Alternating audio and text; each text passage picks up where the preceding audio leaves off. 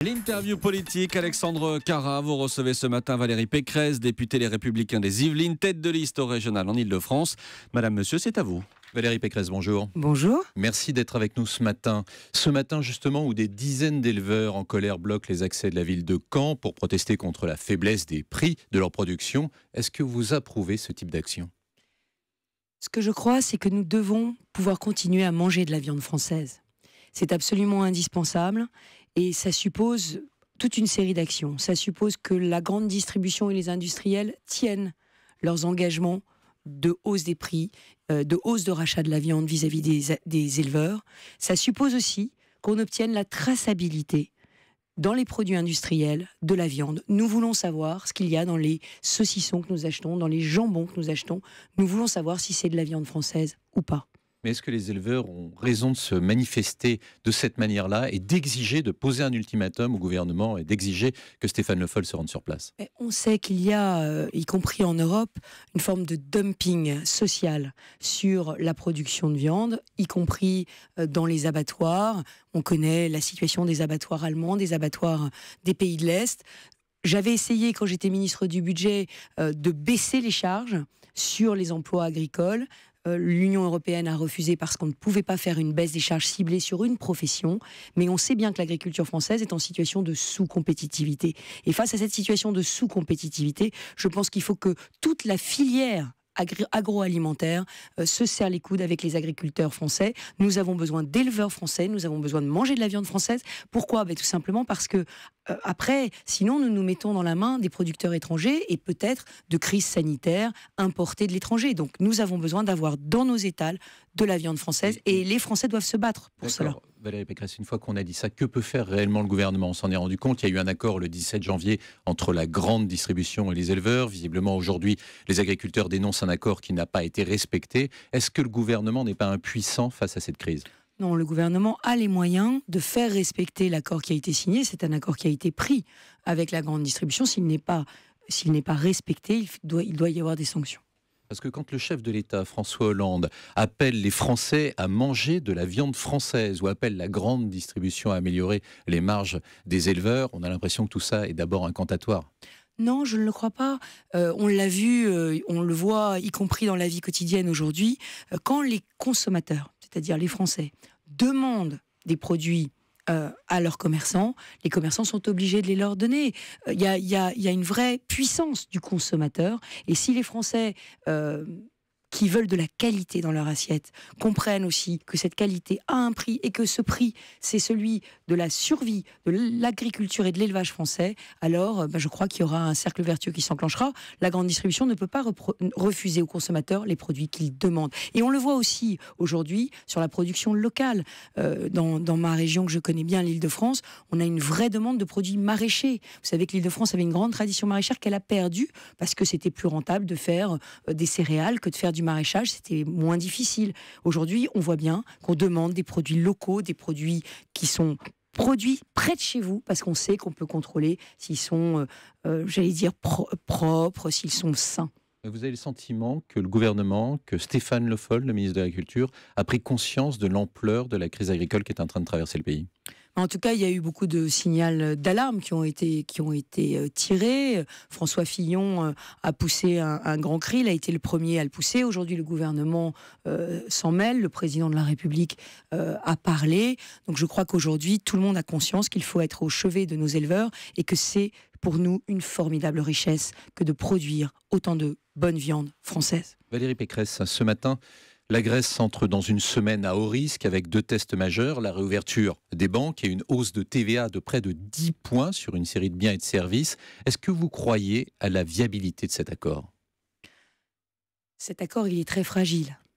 Il ne faut pas se cacher, il ne faut pas cacher la vérité. Il est très fragile et aujourd'hui, la balle est dans le camp des Grecs et de leur Parlement. Mais ce que l'on voit bien aujourd'hui, c'est qu'on a un peuple grec et un parlement grec qui est un peu déboussolé parce que Alexis Tsipras leur a menti. Il a tenu un discours populiste pour se faire élire en leur expliquant qu'il pourrait j'allais dire, s'en sortir, avoir à nouveau de l'argent sans faire les réformes. Et nous avions prévenu dès le départ. Nous avions prévenu qu'au moment de l'élection de M. Tsipras, eh bien, soit il n'aurait le choix à la fin que de se dédire, de se renier, ou alors de sortir de l'euro. Et comme Alexis Tsipras se rend compte à quel point la sortie de la Grèce de l'euro serait une catastrophe pour la Grèce et pour le peuple grec, il est revenu à la raison et il propose des réformes à son peuple. Mais je comprends que le peuple grec soit complètement désillusionné, déboussolé, puisqu'ils ont voté par référendum contre les réformes et Alexis Tsipras les leur présente aujourd'hui. C'est une leçon de politique. Valérie Pécresse, vous étiez ministre du budget à l'époque où déjà la crise grecque enflammait l'Europe. Est-ce que vous n'avez pas le sentiment quand même qu'il y a une responsabilité des Européens et des créanciers qui peut-être un peu plus tôt auraient dû prendre la mesure de la crise et par exemple alléger la dette ? Alors c'est toujours difficile de réécrire l'histoire. Moi, ce dont je me souviens surtout, c'est qu'au moment de l'élection d'Alexis Tsipras, la croissance était en train de revenir en Grèce.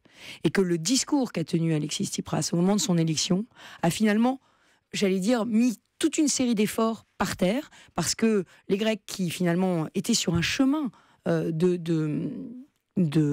convalescence, de renouveau, eh bien, se sont dit, finalement, on peut ne plus rien faire. Donc, il faut se méfier vraiment beaucoup des discours populistes. Aujourd'hui, la vie, c'est des droits et des devoirs. La vie d'un État, la vie d'un peuple, c'est des droits et des devoirs. Donc, à un moment donné, quand on renonce à faire face à ces devoirs, eh bien, on se retrouve dans une situation grecque. Et c'est une leçon aussi peut-être pour la France. Oui, mais face à ce discours populiste, est-ce qu'il n'y a pas aussi un discours égoïste ? On a entendu encore Angela Merkel ce week-end dire qu'il n'était pas question d'alléger d'un seul euro la dette grecque. On ne peut pas annuler la dette. Ce serait amoral. Sans l'annuler, on peut en tout cas la réduire dans des proportions raisonnables. Ce que nous pouvons faire, parce qu'on risque de tout perdre en ne faisant rien. Ce que nous devons faire, c'est la restructurer, c'est peut-être l'étaler, c'est peut-être baisser les taux d'intérêt, comme nous l'avons d'ailleurs fait en 2011 quand j'étais ministre du budget. On peut, de toutes les façons, il faut que ce soit soutenable pour les Grecs, c'est-à-dire qu'il faut qu'ils puissent rembourser, sinon ils rembourseront rien. On en est bien conscient. Mais supprimer de la dette, comme ça, d'un coup de trait de plume, ça ce serait pas possible parce qu'on a d'autres pays comme le Portugal, comme l'Espagne, comme l'Italie qui se serrent la ceinture pour rembourser eux leurs dettes. Dans une tribune publiée hier par nos confrères du journal du dimanche, François Hollande se prononce pour un gouvernement renforcé de la zone euro. Est-ce que vous y êtes favorable ou là encore est-ce que c'est de la politique politicienne ? Non, mais je crois qu'en matière économique, en Europe, on a besoin de beaucoup plus d'efficacité, pas de nouvelles institutions. Le problème de François Hollande et de son discours, c'est que finalement, est-il crédible pour porter un renforcement de la zone économique européenne ? Je crois qu'il est le moins bien placé.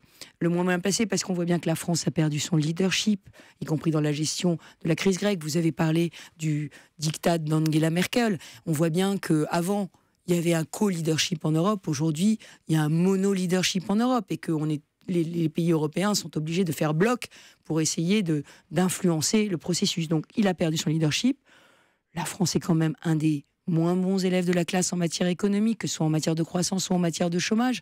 Et puis, la France passe sa vie à aller à Bruxelles demander à échapper à ses engagements européens. Comment voulez-vous qu'on soit crédible pour, j'allais dire, créer une avant-garde de l'Europe ? Et j'ajoute que sur le gouvernement économique, on n'a vraiment pas besoin d'un nouveau Parlement. On a besoin juste de plus d'efficacité. Je vous donne un exemple. L'effort de recherche. On fait plus de recherche en Europe qu'aux États-Unis, mais on a 85% de notre effort de recherche qui n'est pas coordonné. Quand, sous la présidence française en 2008, nous avons proposé une programmation conjointe sur l'Alzheimer, on a réuni tout le monde dans la même salle, on a dit maintenant on va coordonner nos efforts. On n'avait pas besoin d'une nouvelle institution, c'était pas prévu par les traités, on l'a juste fait parce qu'on était intelligent et on a fait de la politique. Vous ne croyez pas au leadership de François Hollande, en tout cas en Europe. Aujourd'hui... Non mais je crois beaucoup à l'intelligence et je crois à la politique. Donc je pense qu'on peut rendre le gouvernement économique de la zone euro beaucoup plus efficace sans tout changer. Valérie Pécresse, sur le terrain politique, à partir d'aujourd'hui, les députés vont se pencher sur le projet de loi relatif aux droits des étrangers. L'objectif est de mieux accueillir les étrangers en situation régulière et de mieux lutter contre l'immigration irrégulière. Est-ce que vous êtes favorable à ce projet de loi ? Mais ce projet de loi, il a une faille béante. C'est qu'il est beaucoup trop laxiste sur la question des déboutés du droit d'asile. Aujourd'hui, nous avons un sujet. C'est que nous recevons des dizaines de milliers de demandeurs d'asile en France. C'est un droit de l'homme, c'est un droit constitutionnel, nous allons continuer. Mais le problème, c'est que s'il y a quelque 1% des déboutés du droit d'asile qui sont reconduits chez eux. Or, le sujet, c'est que nous n'avons pas pas le droit aujourd'hui d'être une passoire pour les flux migratoires. Ça n'est plus soutenable socialement, ça n'est plus soutenable économiquement. Donc nous devons absolument travailler. L'opposition votera contre ce projet de loi. Nous allons d'abord essayer de l'amender, mais en supprimant la rétention administrative des demandeurs d'asile et en la remplaçant par une assignation à résidence qui est totalement laxiste, qui fait que les demandeurs d'asile vont se répandre sur le territoire et qu'on ne pourra plus les retrouver le jour où ils seront déboutés, eh bien, on ouvre la porte vraiment à une immigration massive et ça, nous le refusons. Valérie Pécresse, merci d'avoir été notre invitée ce matin.